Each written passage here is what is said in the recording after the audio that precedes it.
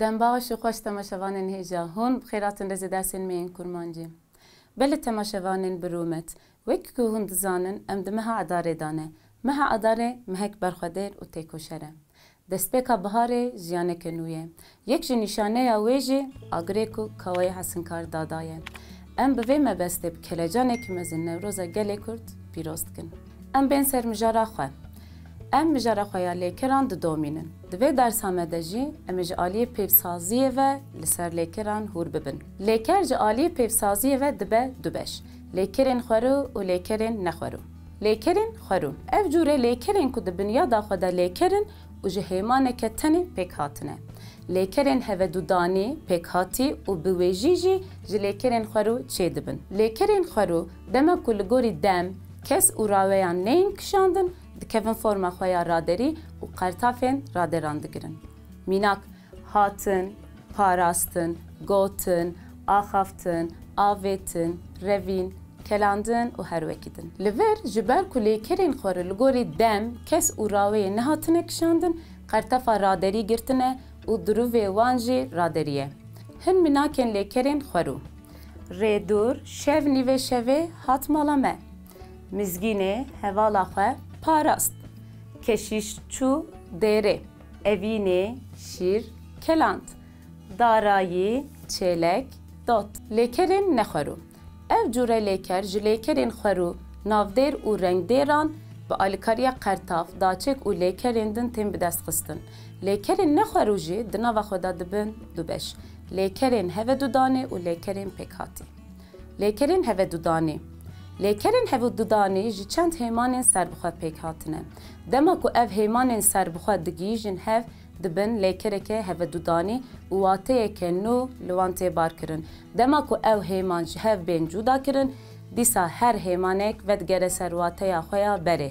Lêkerên hevedûdanî bi piranî bi alîkariya lêkera kirin û bûnê tên bi dest xistin. Lêkerên hevedûdanî yên gerguhêz bi alîkariya lêkera kirinê û yên negerguhêz jî bi alîkariya lêkera bûnê tên bi dest xistin. Hin lêkerên hevedûdanî evin. Başbûn, bilindbûn, delalbûn, belavbûn, xuyabûn, bawerkirin, hûrkirin, amadebûn û her wekî din. Zarok bi zimanê xwe hat perwerdekirin. Tu tê xelatkirin. Balinde ji hev belavbûn. Êzing dan komkirin. Niha jî mînakek ji helbesta cegerxwîn. Me bêje ez tenê rindim.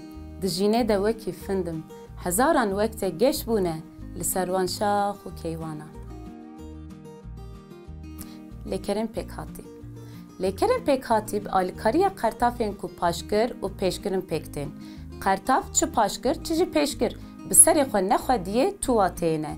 Lê dema bi navdêr, rengdêr û lêkerê ve dibin wateyekî nû didine û wateya wan a berê têk diçe. Paşkirên lêkersaz. Di kurmancî de paşkirên ku bi alîkariya wan lêkerên pêkhatî çê dibin, în û an dinin. Ev her du paşkir zêde tên bikaranîn. Ev jî navdêr û rengdêran lêkeran çê dikin. Bi paşkira înê lêkerên negerguhêz û biya andinê jî lêkerên gerguhêz pêk tên. Mînak, rayek, fir. Lêkera negerguhêz firîn. Balînde ji hêlînê firîn. Lêkera gerguhêz firandin. Balînde ji hêlînê firandin. Bez, bezîn. Hespê dizan bezîn. Bezandin. Hesp, bezandin. Ger, gerîn. Em li ser piyan gerîn. Gerandin. Em li ser piyan gerandin. Lêkerên bi paşkira anê pêk hatine. Lêkerên ku bi paşkira anê pêk hatine, rasterast li ser rayeka dema nihaya lêkerê pêk hatine. Di rayeka dema nihaya lêkera xwerû de zêde guhertin çê nebûye. Rayek lêkera pêk hatî. Mînak, gur, guran. Wan, berxik guran.